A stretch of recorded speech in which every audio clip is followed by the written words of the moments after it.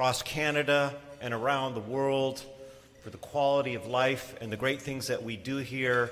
And it's thanks to the people like you that we're getting that recognition. So please give yourself a round of applause.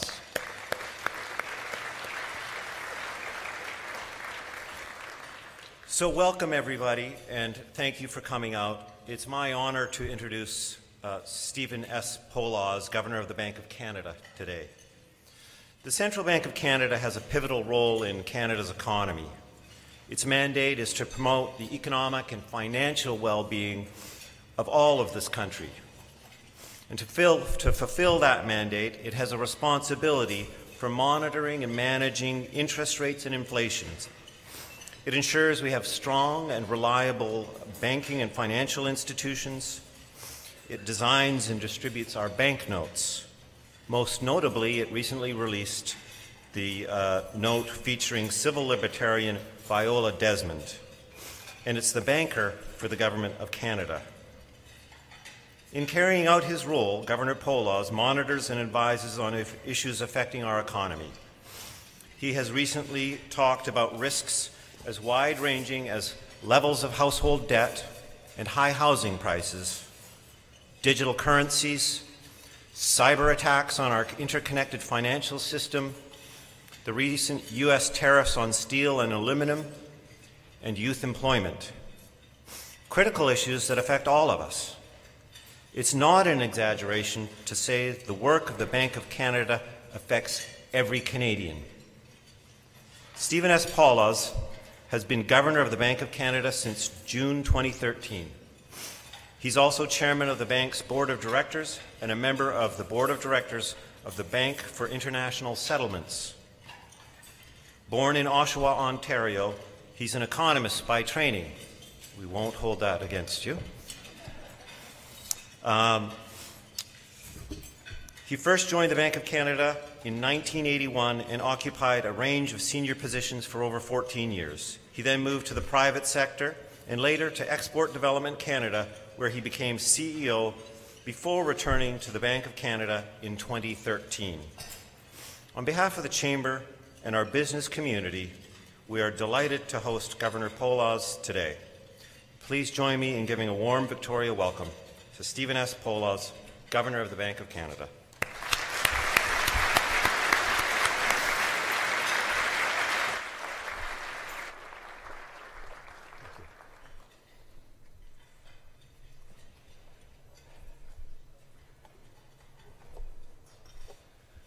Well, thank you so much for that warm welcome. It's absolutely delightful to be here.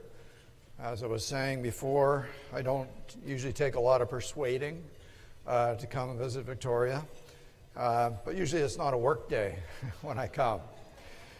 So Victoria is a city with such a beautiful natural setting, as well as an economy that successfully blends the old and the new at the same time. You have the benefits of being obviously a provincial capital, very natural tourist destination, and today the high-tech sector is the largest private industry. So the Bank of Canada is, I think, also an interesting blend of old and new. And for those of you who have not seen the Bank of Canada headquarters in Ottawa, at its center is the original granite building. It was completed in 1938. In fact, I sit at the original desk from Graham Towers, exactly the same desk that's been used, well, that whole time. Its classical architecture of that building projects a sense of security, and its aim was to establish trust in challenging times, 1938. Well, the building also embodies the approach that central banks took towards communications, back then anyway. And that means basically it's impenetrable. And we relish that. But that approach could be summed up to a phrase that was attributed to Sir Montague Norman, who at that time was the governor of the Bank of England. He said, this was his motto, never explain, never excuse. Well, that would be kind of a neat motto to live by, wouldn't it? But times change. And by the mid-1970s, trust in central banks was low. Inflation was high and rising. And that's when renowned BC architect Arthur Erickson was asked to design the expansion of the Bank of Canada headquarters. So Erickson created 2 glass towers to flank that original granite building. And the towers are linked by a towering 12-story high glass atrium. Absolutely beautiful. You must come and see it. And all that glass foreshadowed the modern idea that central banks needed to be transparent, to be trusted. Well, as usual, Erickson was way ahead of his time. The bank rarely felt obliged to explain its actions to Canadians. And this remained true even after, in 1970, the Bank of Canada moved from a fixed exchange rate to a floating exchange rate, which meant that the bank no longer had an obvious anchor to guide its policy. So during the 1970s and the 1980s, Bank of Canada governors typically gave 1 public speech per year.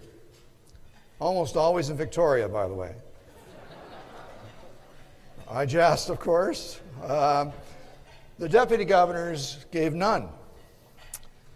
But a big step towards increased transparency came in 1991. That was when we signed the first inflation control agreement between the bank and the federal government. Now, that agreement gave us a clear focus for our monetary policy. It also gave people a really simple, easily understandable way to judge our performance over time. Now, many other important advances in transparency followed after that.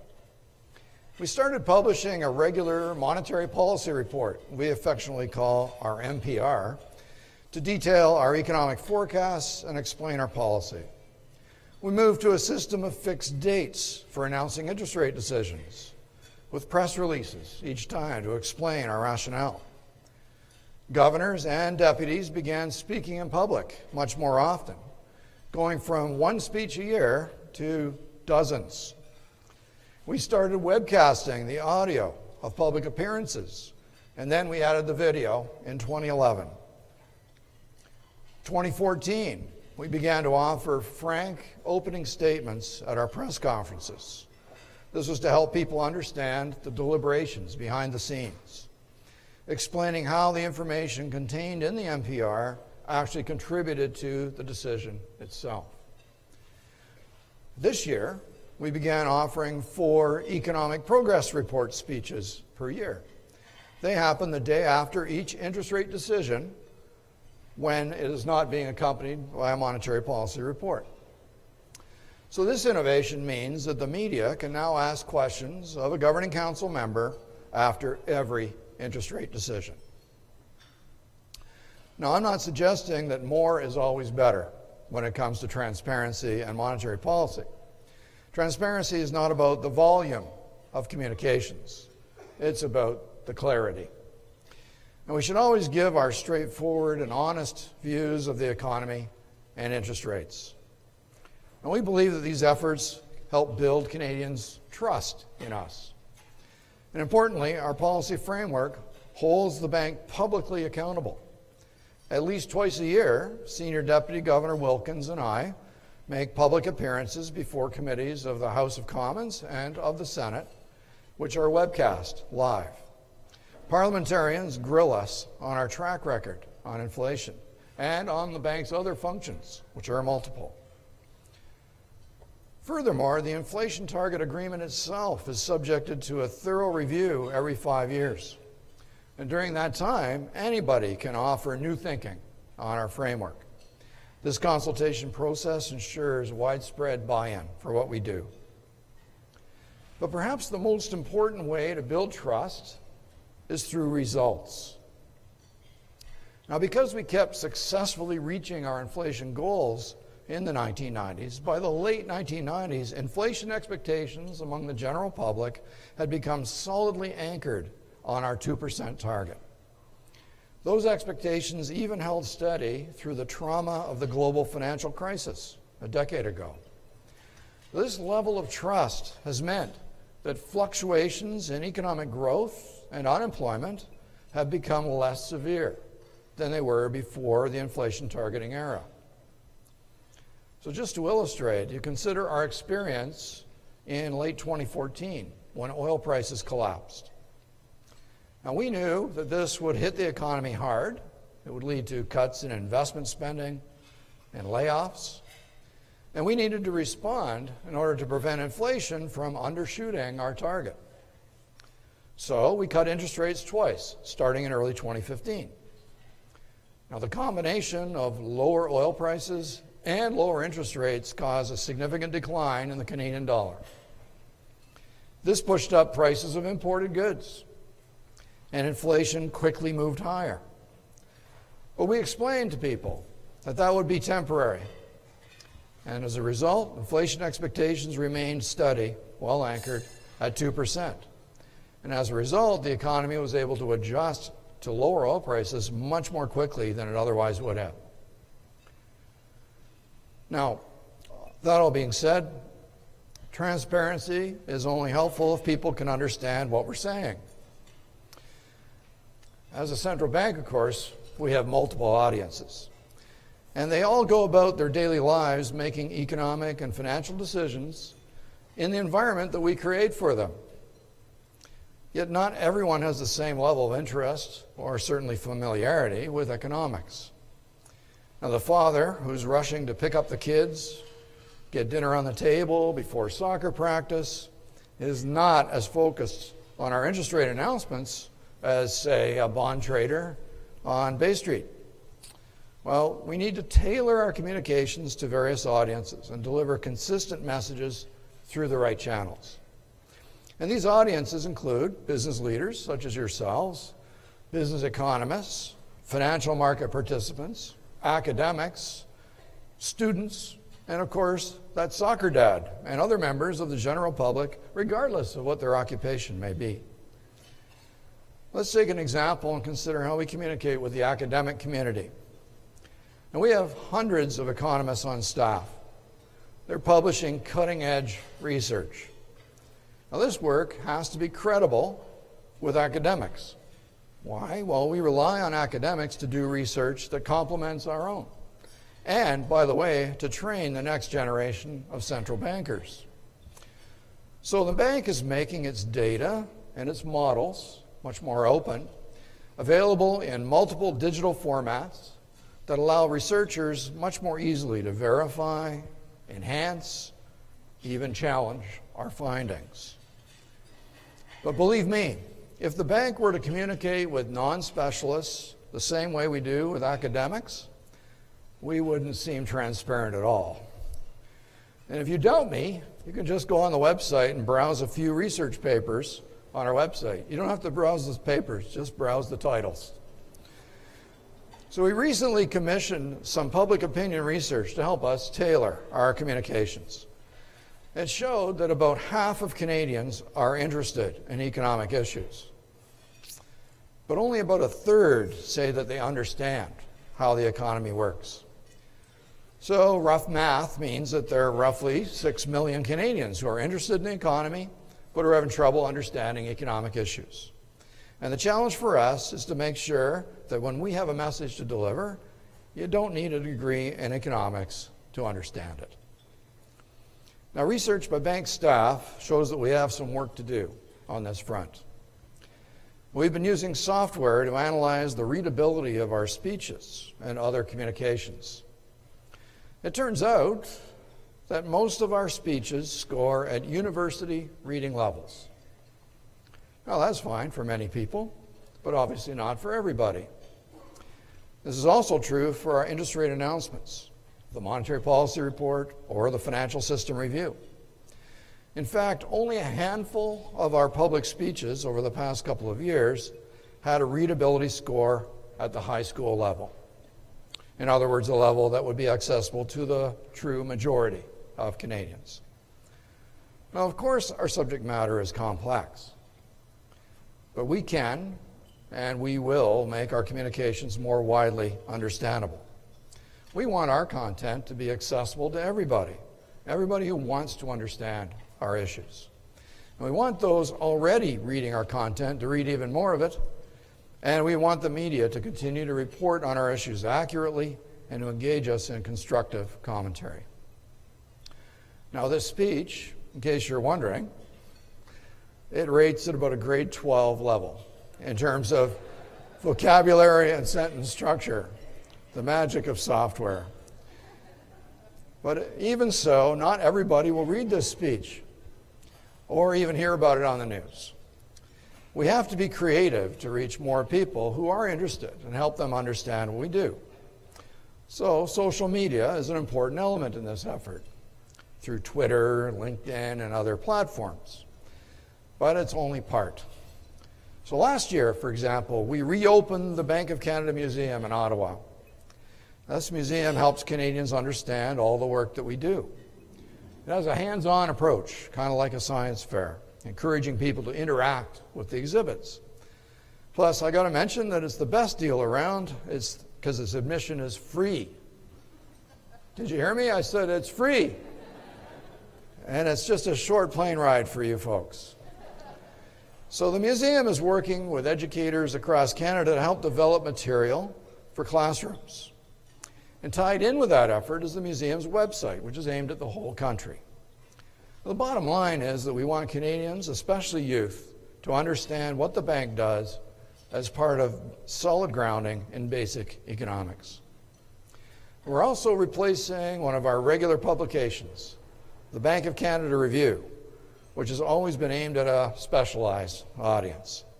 In its place, we'll be launching a new digital-only publication entitled The Economy, Plain and Simple, and it will explain key economic concepts and issues in an understandable way for the general public.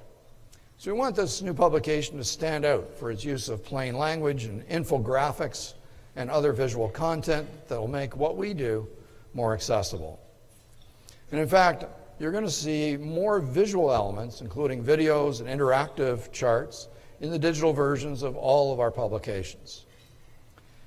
And as we announced earlier this month, we're changing how we communicate about financial stability issues. Starting this autumn, a new financial system hub on our website will offer clear and up-to-date reports on the financial system, again, aimed at a broad audience. And let me make just one last point about connecting with the general public. Yes, we want people to understand our views on the economy and its prospects. But it's equally important that we get out across the country and listen to people. These two-way conversations help fill in the gaps that economic statistics leave behind. And we organize this effort around our Business Outlook survey. I know that some of you are part of that survey. This is based on conversations between our regional representatives and business leaders. So if you're ever asked to be part of that survey, please say yes. I want you to know how seriously we take that input. Members of Governing Council also engage in these conversations. I'm here in British Columbia not just to give a speech, but I'm also here to meet with business leaders and later today with students. Now, given the subject matter, getting people more interested in the bank's work may be a challenge. But there's no shortage of interest in what we do and say from financial market participants. Now, these people trade securities based on their understanding of the economic outlook and the bank's monetary policy. The bank only controls one interest rate, and that's the overnight rate. And nobody in this room pays the overnight rate. So its policy actions are transmitted to the economy through financial markets. And what this means is that market expectations for monetary policy and the economy are embedded in market prices and interest rates. As a result, fluctuations in financial markets provide very useful signals about the future. They summarize the views of a multitude of market participants. Now, in recent years, many central banks have tried to enhance their impact on financial markets and therefore on the economy by giving explicit direction about future policy. Now, in the trade, we call this forward guidance. And since this is a speech about transparency, let me be absolutely clear what I mean by that. Now, central banks make forward-looking statements all the time, and that's because monetary policy takes time to affect inflation. So I could say something like, the economy is running close to capacity, so higher interest rates will be needed to keep inflation on target. Well, that does not meet the textbook definition of forward guidance, even though it is forward-looking. Forward guidance is more specific. It usually ties future interest rates to an explicit condition, such as a specific time frame or an economic statistic, such as in the past and after the financial crisis. Many central banks use this. The most definitive form of forward guidance in Canada's experience came in 2009 during the global financial crisis. Now, we cut our policy rate effectively to zero, but we believed that the economy required even more stimulus than that. So what we did was we committed to keep the policy rate at that lower bound for an extended period, provided that the outlook for inflation remained unchanged. But because that commitment anchored expectations for the overnight rate for quite some time, what it did was it caused longer-term interest rates to decline too. And this stimulated the economy even more. And today, we think of this kind of forward guidance as an unconventional policy tool to be deployed only in extraordinary times like those. But some central banks routinely offer financial markets forward guidance about interest rates that is less specific than that. The Banque du Canada has done so at times in the past. Back in 2005, for example, our interest rate announcements mentioned the need to lower the policy rate in the near term and to lower the policy rate over the next 4 to 6 quarters, those kinds of things. Now, the most complete form of this kind of routine forward guidance is to actually publish a projection for the future path of interest rates. This is the practice of Sweden's central bank, for example. Similarly, the U.S. Federal Reserve publishes its so-called dot plots to indicate how committee members view the likely future path of interest rates. Now, offering routine forward guidance obviously makes it easier for financial market participants to predict the actions of the central bank. Arguably, this makes markets more efficient by reducing uncertainty about future policy. But this comes at a cost. By anchoring financial market expectations, forward guidance reduces the reaction of markets to economic news. In short, it suppresses the signaling role of financial markets. Now, as Canada recovered from the global financial crisis, the bank gradually moved away from that most definitive form of forward guidance to a softer form. And by 2013, we were becoming increasingly uncomfortable with offering even soft forward guidance to markets. At the time, the economy was struggling to return to capacity. We couldn't fully explain why exports and business investment were weaker than economic models were projecting. We wanted markets to appreciate the uncertainty that we were facing, and we were concerned that providing forward guidance was giving participants a false sense of certainty. Therefore, during the second half of 2013, we gradually toned down the forward guidance that we were providing in our interest rate announcements, and this had the effect of shifting the bank's uncertainty back out into the marketplace, which caused some market volatility. Now, by 2014, we had stopped providing routine forward guidance altogether, and not everyone was happy about this. But we've seen signs that financial markets have become much more responsive to data surprises as a result, particularly in the past year. In other words, market signaling has become stronger. Since 2014, we've begun drafting each interest rate announcement starting with a blank page. The idea was to avoid getting locked into repeating specific language that, when you do change it, can create big market disruptions. Each time we choose the words that best communicate our expectations for the economy and monetary policy. So our latest interest rate announcement at the end of May is a case in point. Some observers noted that instead of repeating that we would be cautious about future policy adjustments, we said that we would take a gradual approach to raising interest rates. Now, in fact, this shift in language represented increased confidence that the economy was performing as we expected, and that higher interest rates will indeed be warranted. And financial markets understood our message. Now, let me stress that the bank's decision not to offer routine forward guidance doesn't mean we want to keep markets in the dark. Indeed, we want markets to understand very well the relationship between how the economy is evolving and the likely future of monetary policy. Now, economists have a term for that too. They call it the policy reaction function. What does policy react to? Economic models actually won't work without one.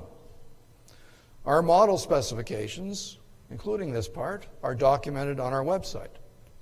Our policy reaction function is a form of what economists call a Taylor rule. It's named after the economist John Taylor.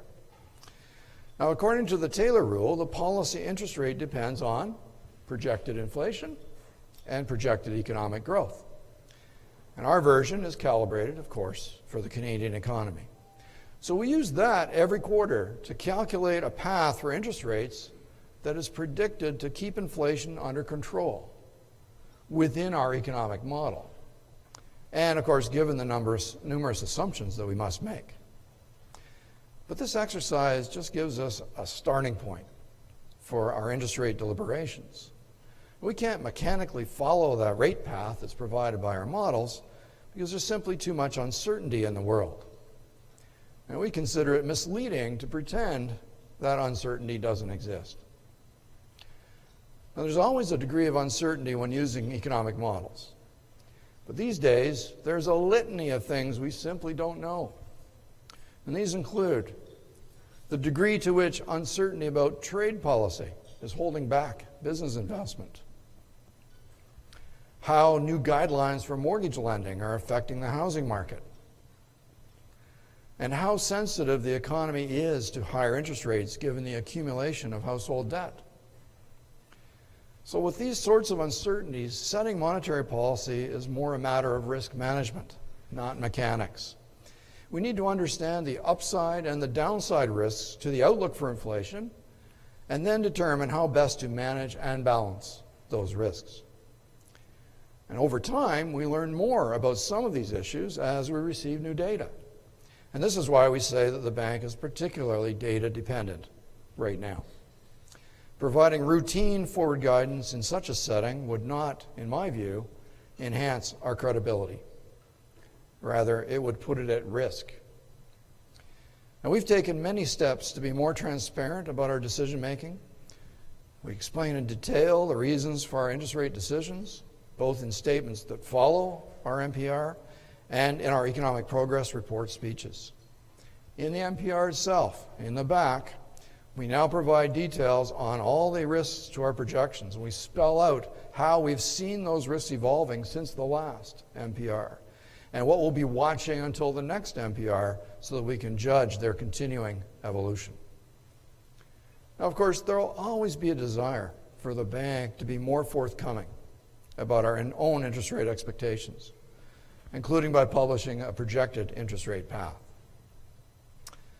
Ironically, the case for doing so is usually based on economic models that are so simple that they even exclude most financial markets. This means that they can't even consider the idea that forward guidance might suppress the signaling role of financial markets, which we at the bank consider of really high value. So given the complex uncertainties that we face today, market signals have never been more valuable to policymakers. To continue to benefit from those signals, we must be honest and transparent about what we know, but also about what we don't know. And we're committed to explaining what issues that we're looking at and how we're thinking about them. So today, as we approach our next interest rate decision, which is not too far away, we're working to incorporate in our projections the effects of the recently announced U.S. steel and aluminum tariffs, along with the retaliatory measures, both in Canada and globally. We're also analyzing individual level data to understand how the new lending guidelines in Canada are affecting the housing market and mortgage renewals. We expect these issues to figure prominently in our upcoming deliberations. Well, it's time for me to conclude. So I hope that my talk about transparency has clarified our work at the bank. Now, for the benefit of those watching on the webcast, let me just give a couple of my key messages to them in French. Nous avons travaillé fort pour être transparents, et ces efforts ont été reconnus mondialement comme un exemple à suivre parmi les banques centrales. Mais nous reconnaissons qu'il nous reste du chemin à faire. Nos communications avec le grand public peuvent gagner encore en clarté, et toujours guidées parce que nous savons et ignorons, nous serons aussi clairs que possible avec les marchés financiers.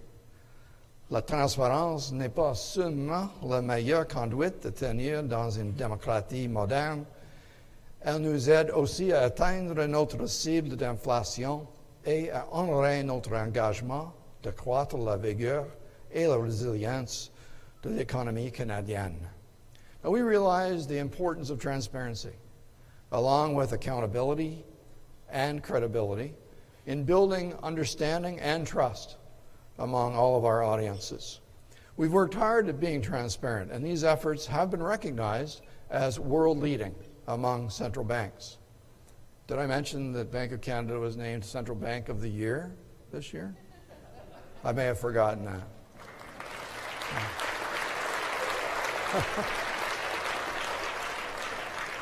Thank you. They're going to kill me for that later, but anyway.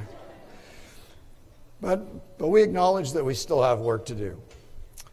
We can be clear in our communications with the general public, and we will be as clear as we can be with financial markets, but always guided by what we know and by what we don't know. My bottom line is this: being transparent is not the only way, it's not only the right way to cooperate and to operate in a modern democracy. It also helps us meet our inflation control target and our commitment to a stronger, more resilient Canadian economy. I thank you so much for your attention today.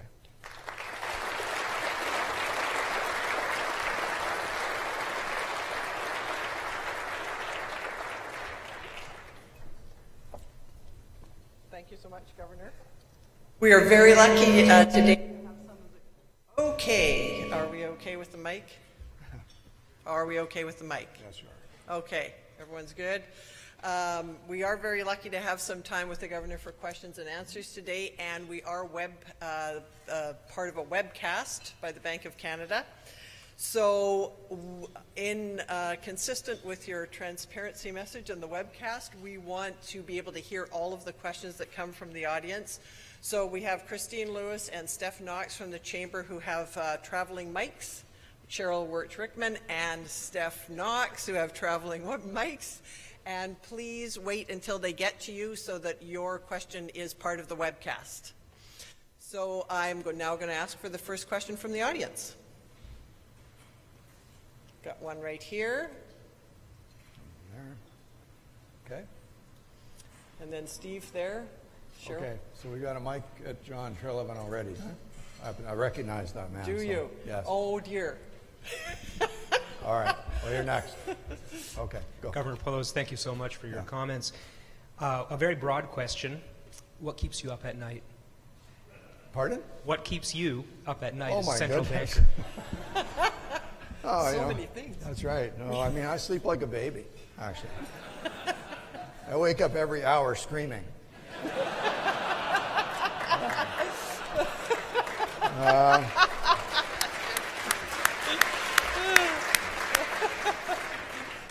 Well, actually, it's a question I get asked a lot, so I should probably stick with the same answers, even though there's a variety of things. But frankly, these days, of course, trade risk is the biggest risk that we face in our forecast and in the Canadian economy.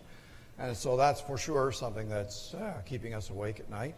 You know, we can only analyze what we know, and of course, we don't know that much. We know that there's now tariffs on steel and aluminum, and we can analyze that because it's a concrete thing. Other things are more hypothetical, and so we know this is having an effect on investment decisions, so we model that, you know, in our forecast. So we capture those things, and we'll be saying more about that the next decision.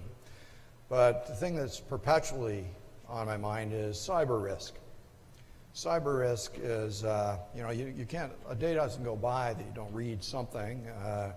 And, you know, I go to work thinking, thank goodness my people were all over that, and, you know, that wasn't us, right? And so, you know, you can only, you know, invest everything you can to stay up to date. And you've got these red teams that are, you know, collaborating and trying to be preventing things. And we're making big investments on recovery because we have to act as if someday somebody's going to get through, right, and disrupt our financial system. So we've got very tight standards across the system. So I shouldn't be keeping me awake at night, but I'm being honest. It does, because we just never know what they're going to think of next. So I hope that's enough of a list for you, because that's two big things. Yeah, how many more do we need, really? So now my old friend John. John Trelevin, Yeah. who already is known to the governor, I hear. Yes, but not as a grumpy taxpayer of Greater Victoria. Okay. Well, Governor Poloz, you had an important national institution in what is a very robust and sometimes fractious federation, in which, like all countries, the economy resides neither in Canada nor at the provincial level, with mayor helps at head table. In my view, since moving to Victoria, what I've realized is that the economy of Canada resides at the municipal level. Municipal government has the greatest impact on the success or failure of a business. So in your transparency and outreach efforts, what is the Bank of Canada doing to ensure that your message gets to municipal leaders across the country? Because if it doesn't, your policies will be suboptimally effective, if I can sound a little bit like an economist. Well, it's an interesting question, and the mayor's here, so I guess we're okay for today. I sat beside her at lunch, and so I've already had my grilling, right? So, but I think, you know, from our point of view, monetary policy, what we see that as, there's a lot of stuff going on out there that we simply have no, very little anyway, influence over. We take it as given, and of course our policy is formulated knowing what it all is. And so it hardly ever works the other way around, although of course, in terms of what I was describing, we certainly hope that people who are in a position of authority, such as mayors or town councils or city councils, are listening, so they understand the environment that we're in, and that they're not going along as if it's some other environment, right? I think that's the important thing, that we have a common understanding of these key issues. And so for instance, you know, does everybody understand that we're getting older and that, you know, our 2/3 of our labor force growth now is coming from immigration, and by 2025, all of our labor force growth will come from immigration? Everybody understand that? I mean, that's the sort of thing that should permeate those kinds of policies, like how do you best position yourself as a city if you know your workforce is actually going to be declining if you're not accommodating immigration, right? So it's things like that which we talk openly about, and we hope that, you know, we contribute therefore to the general understanding of the issues that Canada faces.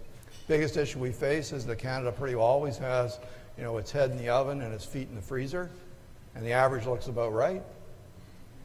It's not very comfortable, right? And so you know, it's a bit of a parable, because always we've got some regions of the country that are performing more strongly than others. And so monetary policy is set for the one economy, the average, and it's never quite appropriate for everybody. And that's one of the problems we face, but that's what fiscal policy is for. It's more about that. Anyway, thanks for your question. Nice to see you, John. Okay, I've got Steve Bunker here. Do you want to go? Okay, sure. Hi, thank you. Certain fiscal policies, you can take your pick, are driving foreign direct investment outside of Canada. Foreign capitalists leaving Canada at a pretty rapid rate. Doesn't look like it's hitting bottom or even slowing down. Mm-hmm. How's that going to defer or delay your desire to raise interest rates in the face of what could be slow inflation or lower inflation? Yeah, so as I alluded to there, I mean, investment is one of the key issues that we face. The way the economy has basically got to a point where inflation's on target, finally, right? So we're happy about that. And the economy is operating roughly at its potential, or very, very close to its potential. And so that's usually the only two check marks you need to be reasonably happy.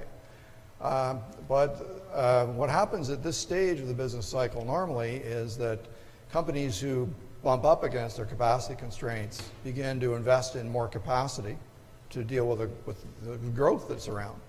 And there is growth around for sure. And that is happening. We can see it in the numbers, but it's happening by a lot less than we would normally expect to see. And why is that? Well, we go out and we do that, the BOSS survey, the Business Outlook survey that some of you are members of. And we talk frankly with those people, and they tell us that, oh, well, they're not sure they want to invest right now. They're saying to their customers, I'm going to take a little longer to deliver because, I'm not going to expand right now. Why? Because I'm a little unsure about the future of NAFTA, and it matters to my business. And so that hesitation to invest does two things. It slows down investment, obviously, but also slows down exports compared to what they normally would do. So those two are key engines at this stage of the business cycle. The consumer has done all the heavy lifting in the wake of the financial crisis and the recession, bought all kinds of houses and cars and run up lots of debt. And so, of course, we expect in future that those two positions would reverse. And so the uncertainty around NAFTA is coming at a pretty critical moment in that business cycle analysis. So that's why, I say, well, if it keeps me awake at night, it's that uncertainty and how people are dealing with it. Lots of companies, I shouldn't say not every company says they're delaying. Lots of companies say it's very volatile. I don't really know where it's going, but I got to get on. I got to get on with it. And so anyway, investment is happening. It's in the numbers. It's just not as lively as we would expect. So that connects to this flow you're talking about, which is the net flow has been out. And so companies say, well, I'm going to invest more in my facility in Michigan or someplace because it's a safer thing for me at this stage to expand my capacity. And so, we watch, those are data that we watch very carefully. This is why I would say the Canadian dollar has tended to be a little soft. Like in the last, you see articles today, like the price of oil went up a fair bit in the last few weeks. The Canadian dollar kind of stayed where it was, and that's sort of a symptom of that kind of investment sentiment, I think that, and the uncertainty around trade. So all I can say is we hope that that uncertainty gets cleared up and we get on with business. Thank you for a very thorough answer. I've got the gentleman at the back there, and then Bruce, and then we've got at the table there, and then here. Hi, thank you. It's Mike Gagan. The question I had is when you're doing your analysis of rising household debts, inflation, etc., we have a problem here in British Columbia where we have municipal governments that refuse to allow enough building to meet domestic demand. I'm not even factoring in, people from the United States, China, or wherever that want to come move to British Columbia. Just meeting domestic demand.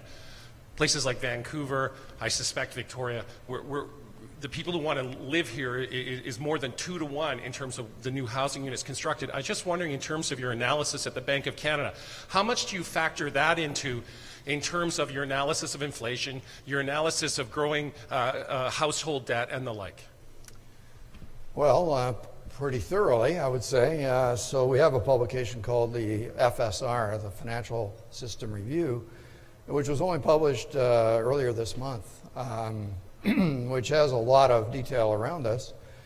So just very briefly, first of all, the laws of supply and demand are still true, and they haven't been repealed. So if you have more people moving to your city that want a place to live, there'll be more demand perhaps than supply of housing of some form or another, and prices will go up. That's just a law. We actually call it a law. So prices will go up. We've got no comment on that in the sense that that's just Mother Nature at work. What we were concerned about, say, 2 years ago was that prices were going up really rapidly and these bidding wars happening, and you could not explain those price rises based on those fundamentals. So we were concerned that there was a speculative element to those rising in prices. And so that's of concern because, of course, that always makes you very vulnerable to a correction later and all the things that brings.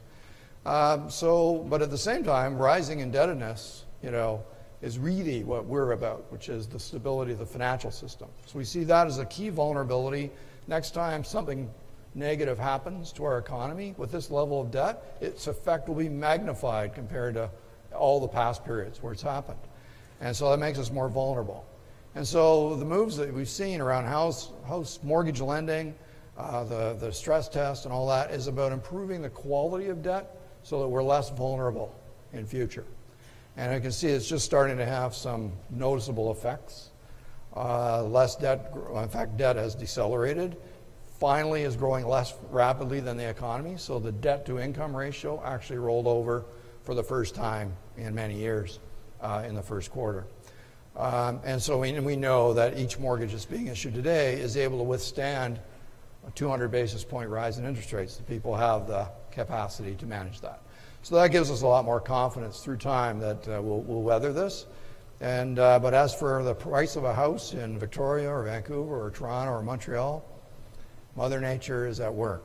Okay, so if you want to limit that, you do need more supply. I mean, we do know people are moving to those places. We're immigrating lots of people every year, and that's primarily where they're going. Okay, Bruce. Okay, Bruce. Thank you, Governor. My name is Bruce Halser. I'm a lawyer in town. There are lots of people that we won't hold against you. There's a few of us here. here. About the economist thing. Oh, what's that all about? Yeah. Jeez. Well, anyway, sorry, Bruce. We get the better jokes, I think. I know. But, you're right about that. There are a lot of people that want to compete with you, bringing on cyber currencies and stuff into the marketplace, and I know there's lots of legal issues with those. But I wonder if you at the Bank of Canada or other central banks are concerned about cyber currencies. Do you think they have a place in the economy? And if they become more widespread, does that diminish your ability to manage the economy? So crypto assets are there's something like I don't know how many there are, thousands, but there are many more than that who have disappeared after being introduced. So that tells you something right away. And then there's completely legitimate, ICOs, sort of like crowdfunding for companies. So all this sort of stuff needs to be kind of come under our regulatory umbrellas so people know what it is they're buying. That's the first thing. If you're buying something that has no intrinsic value, right, such as, say, a Bitcoin, which is just this thing on a computer, then, well, that's gambling. Okay, that's what that is. None of these things is functioning like money. Money has a really important function. You have some money in your pocket right now? Why? You can just use your debit card or your credit card. Why would you carry money? Well, it's a non. I'm not even going to repeat that. But the reason is, it's great for, it's risk-free is what it is, okay? So, you use some sort of means of payment. The finality of payment is not immediate. It's got to go through a system. Everybody's got to perform their job. Your thing can't get hacked. All those things have to happen the right way. Cash is cash, okay? So a couple weeks ago when the visa system in Europe went down on a Friday night and all the folks in London couldn't pay their bar tab. This was a major catastrophe. And what did they do? They used cash. Yes, and they had to go out in the middle of the night and replenish the ATMs to make sure there was enough cash. And so there will always be cash, and someday there may be a central bank crypto or a digital currency, right, that offers all those same properties as cash, okay, but is in that digital form. But it'll perform the function of money, unlike what these things do. So, you know, I don't worry much about this, but it is a subject of intense interest among central banks because it seems to be growing very rapidly and in ways that, you know, people are having trouble grappling with. And so, stay tuned. We're on that job. Okay? Thanks. Okay, we have time for one last question. Time for one last question? Okay, so I'll come back over here. Yep. Hi, I'm Al Smith. I'm with the local tech community, and my question was also around the cryptocurrency space. You answered a little bit of it already. Okay. I'd love to know, with the flip-flopping of the U.S. SEC on whether they're treating cryptocurrencies as securities or currencies, and other countries like Germany accepting the currencies in Switzerland, I'd love to know where the Bank of Canada sees themselves fitting into that, and whether you guys are looking at it as securities or as currencies, and kind of what your involvement would be going forward. So we're pretty clear on that it's here in our context, it's a security. But of course there's so many of them, and then they have slightly different characteristics. And then, well, is that really a currency? You know? So, but are they currencies? No, they are not. Okay, because currencies would have to satisfy the money functions that I described before, the finality of payment, etc. If there comes a day when you can have a distributed ledger in your pocket and everybody can have, you know, instant payment face to face, that'll be the day. But that'll be the day that it'll be a digital currency issued by a central bank that does that. Okay, that's what I think, not something else, which is, you know, obviously got some very attractive features. The underlying technology is going to get used in all kinds of ways. I'm quite confident of this. We're experimenting with it at the Bank of Canada in the big settlement system, et cetera. So we're very attentive to that technology. But in terms of whether it's a currency, well, that's why we're resisting calling it a cryptocurrency, because none of them are. They don't satisfy the things that we call money functions. And so when you talk about whether it's a security or currency, that kind of is defining who regulates it. And the one thing for sure is that we don't regulate it. Okay, so the central bank is going to be a key thought leader in this, you know, an advisor. But of course, we're not a regulator of such instruments. Okay. Okay, thank you very much for all the very interesting questions, and thank you very much to the Governor for the very enlightening answers. I'd like to take one moment to thank our table sponsors. You can see the table sponsor signs on all of them, very generous to sponsor tables. And finally, I'd like to invite Lisa Helps up to thank our speaker.